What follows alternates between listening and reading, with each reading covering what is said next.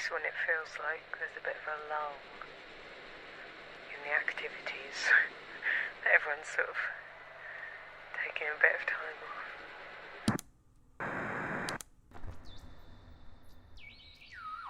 Mayfield and Beloved presents Camp Here and There.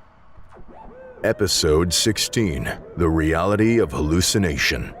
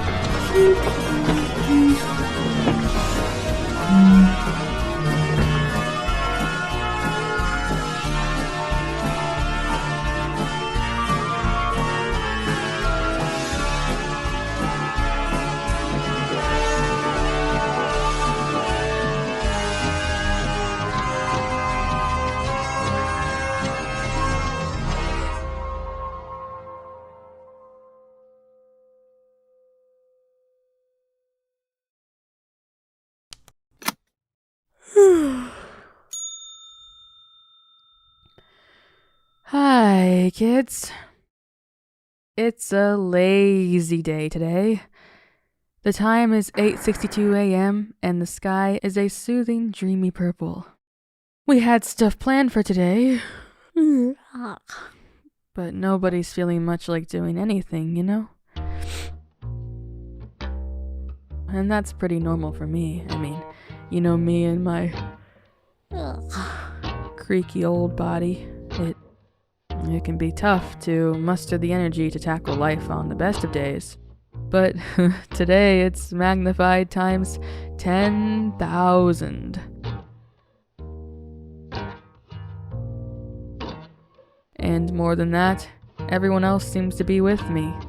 Looking through my window, I see campers and counselors sprawling out on the grass, soaking up the sun's rays. Joshua is trying to do some cabin repairs, but he looks like he's about to collapse. Stupid. Can barely lift a hammer. Out on the lake, Mila and Juno have fallen asleep in their canoe, and they're just drifting along now. Let's hope they don't capsize. I bet they wouldn't even have the energy to swim to shore. Yep, it's just that kind of day. A hazy, lazy day. I gotta be honest, the sensation is somewhat reminiscent of what happens to me when I see the Elephant Man. Could he be the one who's done this to us? Perhaps he's found a way to magnify his magic so that it can affect the whole camp, and we're all sitting ducks for some devious plan he's cooked up. Wouldn't that be scary? Someone should probably be on the lookout for that guy. Not me, though. Can't be me. I'm way too sleepy to get out of this chair. Whatever the cause, I think we can all count on the assumption that nobody is gonna lift a finger today. It's too bad that Jedediah left for mediation session before all the lethargy hit. 'Cause boy, I would have loved to spend the day lounging around with him. Goodness knows he could use the relaxation. Well, since there won't be any camp events to report on, how about I tell you all some stories? How about I tell you about the dream I had the other night?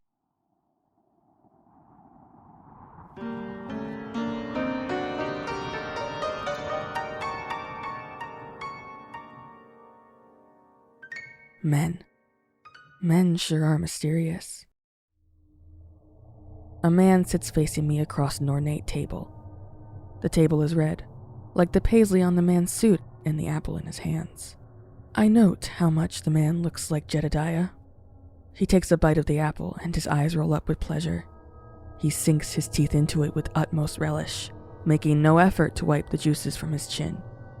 He no longer resembles Jedediah at all. "Come, dine with me," he smiles. The sky is as blue as pool water. It's as if we're resting at the bottom of a clean, clear lake, though I find no more difficulty in breathing than usual. I can't describe how it feels to see a blue sky. Almost apocalyptic. "I'm not hungry," I tell him. He grins at me as if I'd referenced some devious inside joke. He turns the apple over in his hand, stroking it, comparing the feel of the skin to the feel of the flesh. "My dear," he says lovingly, "you're always hungry." I sit down. He produces an apple and hands it to me. I stare at it, scraping at the skin with my nails. Though I've been invited to eat, part of me still feels as if I cannot. "Call me old-fashioned," the man says, "but where I'm from, it's impolite to turn down a meal once offered. Go on, Sydney. Have a bite." He takes another chomp of his apple, only this time he bites straight into his fingers. It doesn't seem to bother him. Slowly, grindingly, he forces his jaw shut, tearing through flesh and bone with a sickening crunch. The taste of the apple mingles with the taste of his body to produce a flavor which he seems to find exquisitely pleasurable. Blood and fruit mix as they drip down his chin, creating a cloudy, viscous liquid. I swallow hard. I stare at the apple in my hand. My nails keep fidgeting at its skin, tearing off tiny bits of flesh which fall to the floor. I want to eat it. "Go on," he urges, gesturing with the bloodied stumps on his hand, his smile now as red as his suit. "Have a bite!" I bite down. But before I can appreciate the taste, I feel a tickle in my mouth. Half of a long, oozing centipede spasms between my teeth, tickling the back of my throat. I wake up choking. And I'm still trying to figure out what exactly that one means. If you've got any ideas, feel free to come down to the nurse's office and chat with me about it. But later. Right now I need to take a nap. For today's breakfast, Matthew has prepared some warm milk and fish oil tea. Just the thought of it is making me sleepy. See you kids at lunch.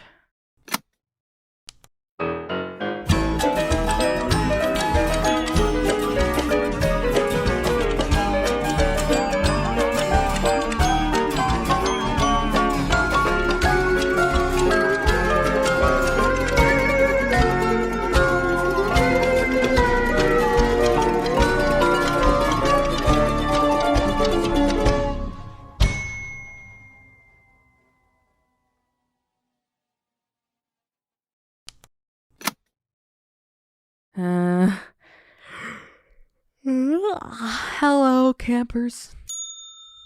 Good afternoon? That's the question, huh? 'Cause, I could swear that it's been precisely 4 hours since my last announcement, and I'm never wrong about the time. But the clock up there on the wall? Why, according to the clock, it's barely 9:30. And if you'll expend the momentous effort required to crane your neck to the sky, you'll see that the sun, which should be at its zenith about now, has just barely crawled up above the horizon. It seems like even clock hands and celestial bodies have to take lazy days sometimes.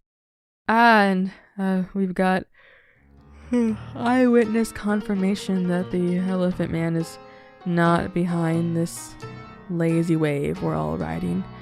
See, about an hour ago, or perhaps just 10 minutes ago, the Elephant Man was spotted stumbling into the camp, collapsing onto the ground and settling in for a nice nap with his face to the soil. Perhaps he intended to take advantage of the camp-wide lethargy to go on some kind of stealing spree. Or he was here to kidnap me. Whatever his intentions, this doomed foray into our territory proves that the Elephant Man is very much not immune to the lazy day effect. So he can't possibly be the source. Wonder what's going on then. You know, normally I would investigate or at least do some theorizing, but gosh, I just can't bring myself to care.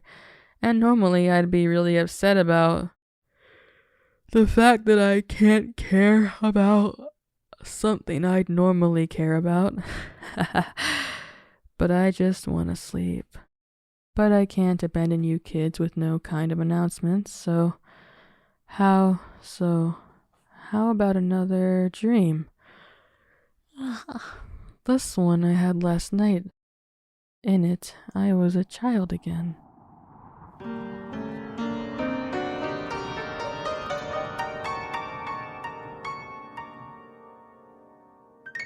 I'm in a backyard.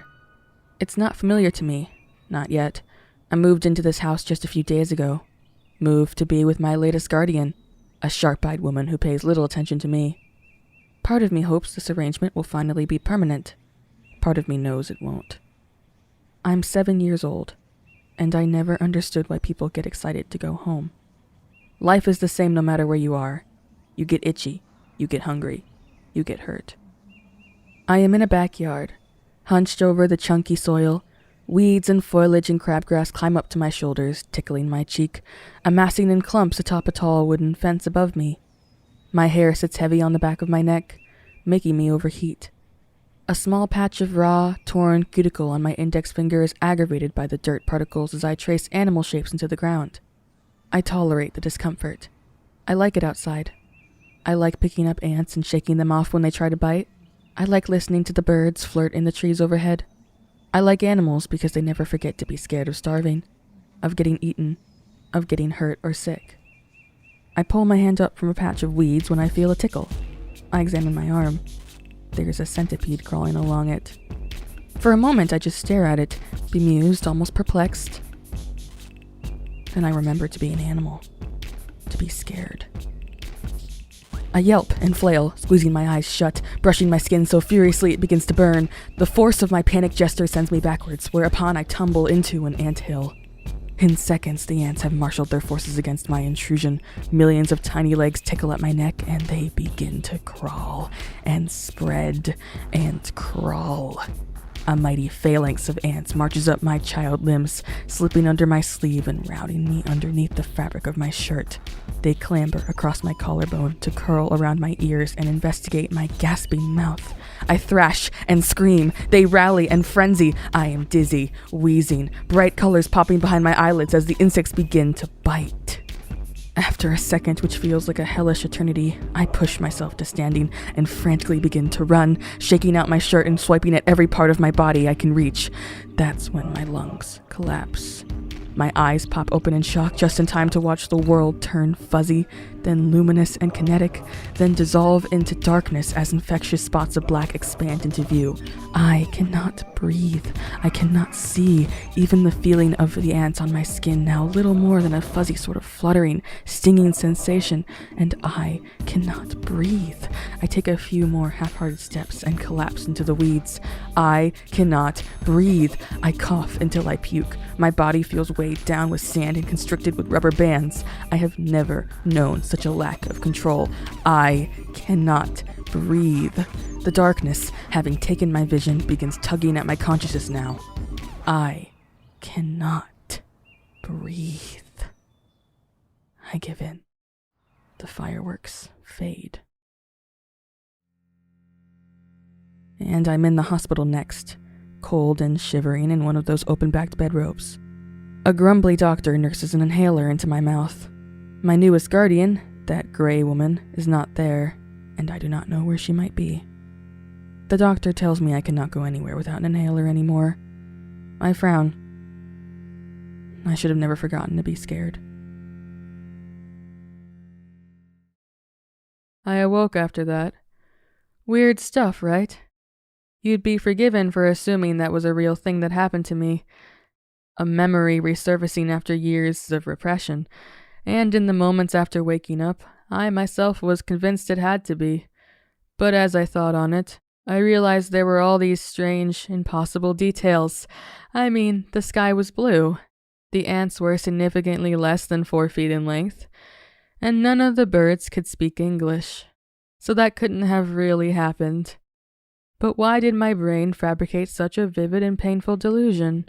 I wonder. Oh, well. Gosh. The dream talk reinvigorated me, but now I'm getting sleepy again. It appears Matthew was feeling a bit unmotivated about cooking this afternoon, and so your lunch will be frozen dinners, which have been microwaved en masse. So that'll be good. I bet. I'm not gonna try it.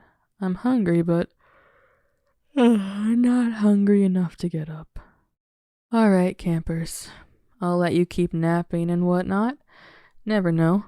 Maybe when you hear from me for dinner, the sun will have slowed to a complete halt. No idea what we would do then. Seems like it would be bad. Okay. See you.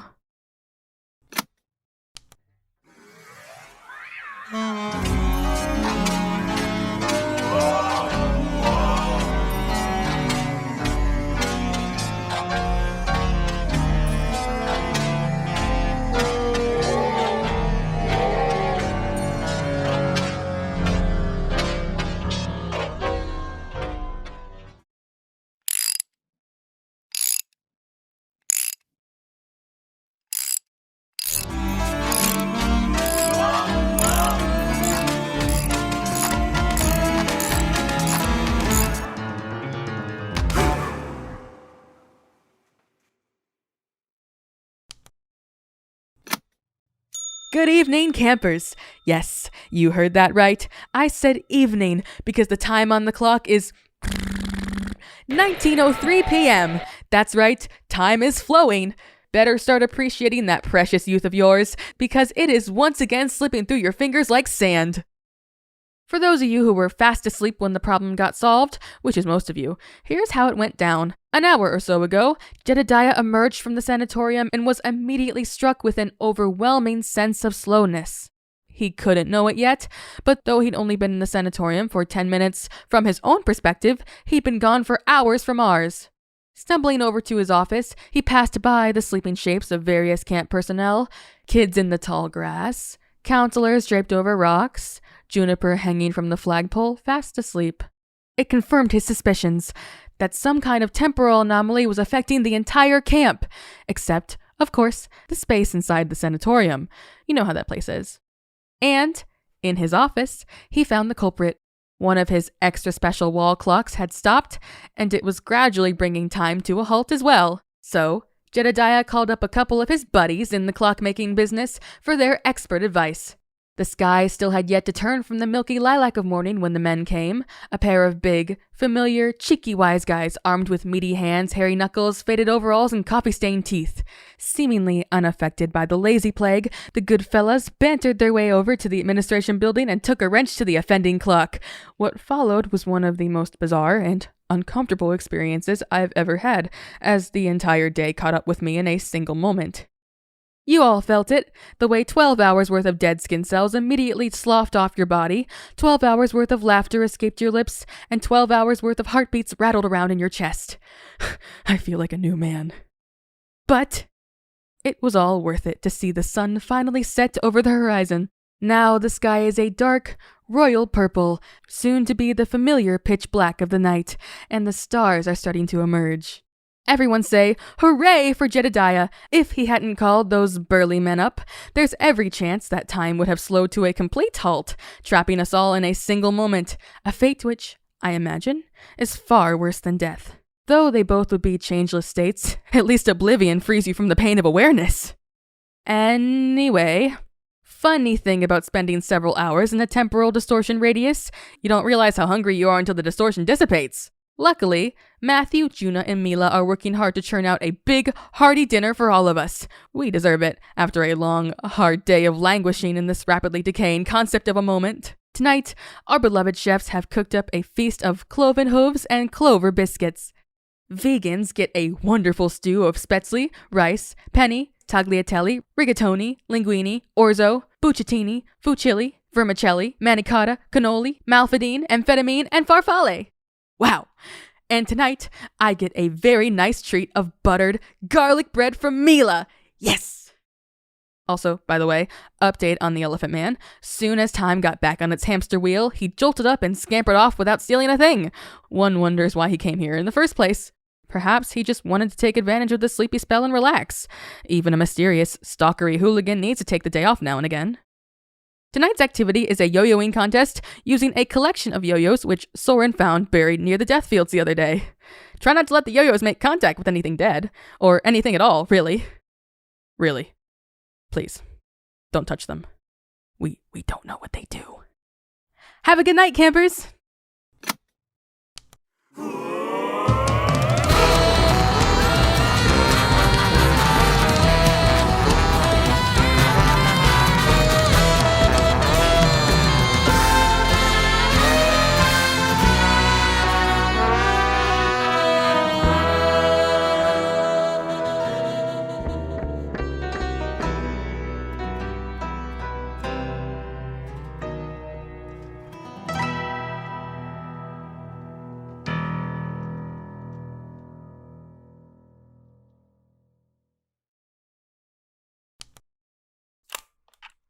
Ghost recorder, old friend.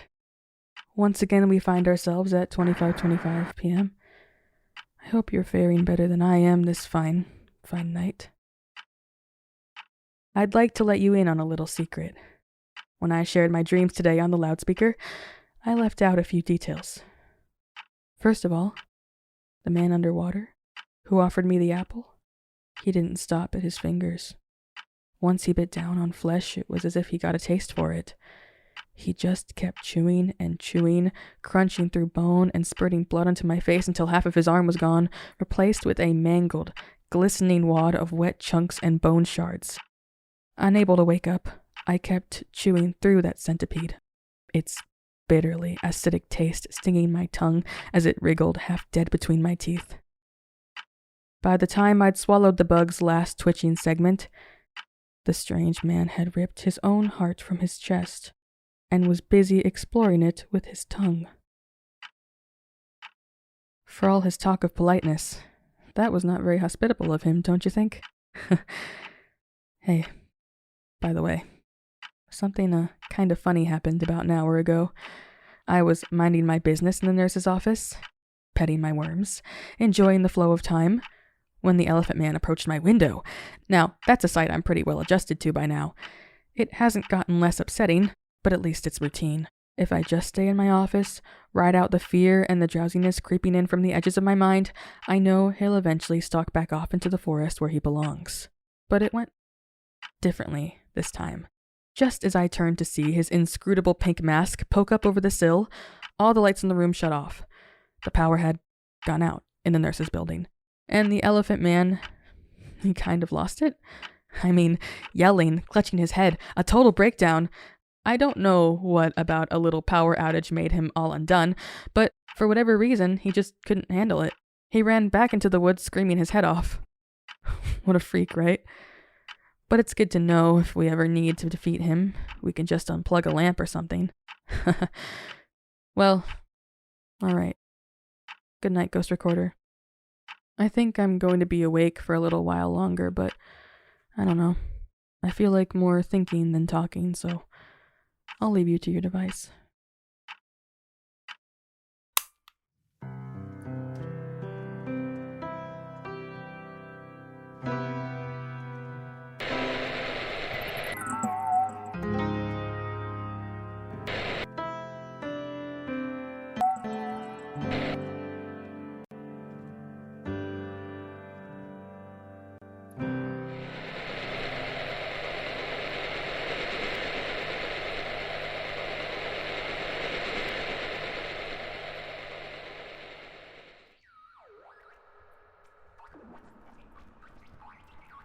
Today's episode was written by Blue Mayfield and Nicholas Belove. The part of Sydney Sargent was played by Blue Mayfield. Camp Here and There is the sole intellectual property of its production company, Mayfield and Belove. All music composed by Will Wood, and produced by Jonathan Maisto. Sound editing by Blue Mayfield, Beetle Sprite, and Emily Sofko.